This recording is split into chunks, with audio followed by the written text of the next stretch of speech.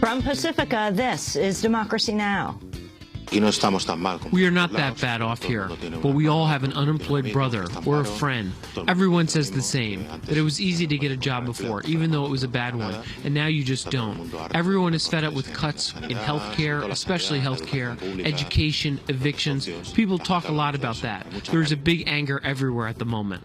From Spain to Portugal to Greece, Italy, Belgium, and France, a general strike sweeps Europe. Millions protest spending cuts and tax hikes they say have deepened the region's economic crisis. We'll get an update from Spain, where 1 out of 4 workers is unemployed. Then the scandal that brought down CIA Director David Petraeus spreads to the top U.S. commander in Afghanistan. The President has put on hold General Allen's nomination as Supreme Allied Commander Europe, pending the investigation of General Allen's conduct by the Department of Defense. We'll be joined by writer Glenn Greenwald, now of The Guardian. He says the stars of America's national security establishment are being devoured by out-of-control surveillance. Then Noam Chomsky visits Gaza. It's kind of amazing and inspiring to see people managing somehow to survive as essentially caged animals, subject to constant, random, sadistic punishment, only to humiliate them. All that and more coming up.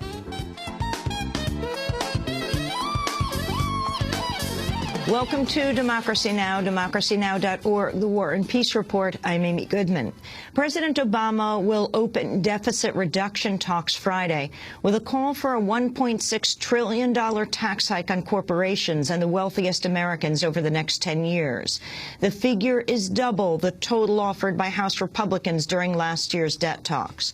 On Tuesday, Democrats signaled they would reject Republican calls to preserve the Bush tax cuts for top earners in exchange for removing deductions. It's unclear if Obama will revive his previous willingness to raise the retirement age to 67 and cap benefit hikes under Social Security. Obama and House Speaker John Boehner are due to begin negotiations Friday on averting the so-called fiscal cliff of expiring tax cuts and automatic spending reductions set to take effect at the end of the year. Speaking in Washington, Treasury Secretary Timothy Geithner stressed the urgency of reaching a deal. I know the cliff is unattractive. It would cause a lot of damage to the American economy. That damage is eminently avoidable, not that complicated to solve. But be careful about those who argue for and urge for, let's just extend while we debate, while we negotiate. That'll leave all the uncertainty you don't like on the table, but it'll leave a different source of uncertainty, which is what's going to give people the incentive to come back and do something tough. Millions of workers in Europe have joined a general strike today, protesting the wave of spending cuts and tax hikes that has swept the continent in the name of austerity. Spanish and Portuguese workers are coordinating their strike with work stoppages also planned in Greece, Italy, France, and Belgium. We'll have more on the strike after headlines. Closing arguments have ended in the pre-trial hearing to determine whether U.S. Staff Sergeant Robert Bales will face a court-martial for allegedly slaughtering 16 Afghan civilians, including 9 children, in March. Military prosecutors are seeking the death penalty, while defense attorneys have argued alcohol abuse, drug use, and post-traumatic stress disorder all may have played a key role in fueling Bales' actions. The presiding officer says he'll issue a recommendation on whether to proceed to court-martial by the end of the week. Deadly fighting in Syria reportedly left at least 63 people dead across the country Tuesday, including 41 in the capital, Damascus. Syrian tanks continued to shell the Palestinian refugee camp of Yarmouk, which has seen heavy violence this month. Meanwhile, France has become the first Western country to recognize Syria's newly brokered opposition coalition as the sole representative of the Syrian people. The coalition was formed over the weekend at a summit in Doha. At least 24 people have been killed and more than 100 wounded in a series of bombings across Iraq. Multiple explosions were reported in at least 4 different areas, including Baghdad and Kirkuk. Israel and Palestinian leaders in Gaza have agreed to a tacit truce following days of violence in the Gaza Strip. At least 7 Palestinians, including 4 civilians, have been killed in Israeli attacks on Gaza since Saturday. 8 Israeli civilians have also been wounded by Palestinian rockets. The temporary ceasefire was brokered by the Egyptian government, but both sides say they're prepared to resume attacks if it fails. The United Nations General Assembly has voted overwhelmingly to condemn the U.S. embargo against Cuba for the 21st year in a row. The final vote was 188-3, with only Israel, the Pacific Island state of Palau, joining the United States. U.S. envoy Ronald Goddard urged fellow General Assembly delegates to reject the measure. This resolution only serves to distract from the real problems facing the Cuban people, and therefore my delegation will oppose it. We encourage this body to support the desires of the Cuban people to determine their own future freely. By doing so, it would truly advance the principles of the United Nations Charter and the purposes for which the United Nations was created. Speaking for the Cuban government, Cuban Foreign Minister Bruno Rodriguez called on President Obama to break from decades of U.S. isolation of Cuba. President Obama has an opportunity to start a new policy towards Cuba, different from the one implemented by his 10 predecessors for more than half a century. It will surely be a difficult task, and maybe he would face serious obstacles. But the President of the United States still has the constitutional powers that would enable him to listen to public opinion and generate the necessary dynamics by means of executive decisions, even without the approval of Congress. Addressing the Assembly on behalf of Latin American and Caribbean states, the Chilean envoy Octavio Giuliani said overwhelming UN opposition to the embargo reflects the consensus of virtually the entire world.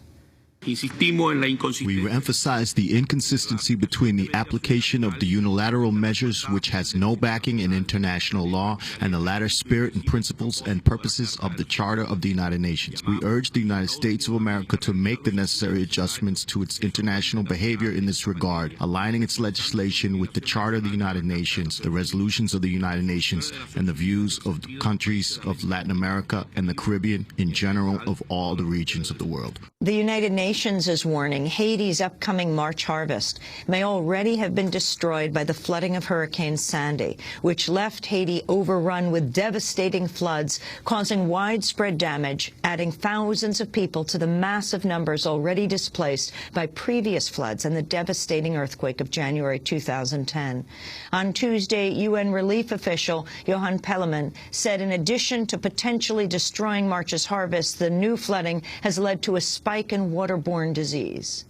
The March harvest may already be lost. This is why we urgently are asking for money for people to go back to the fields, to start working those irrigation canals that need to be drained.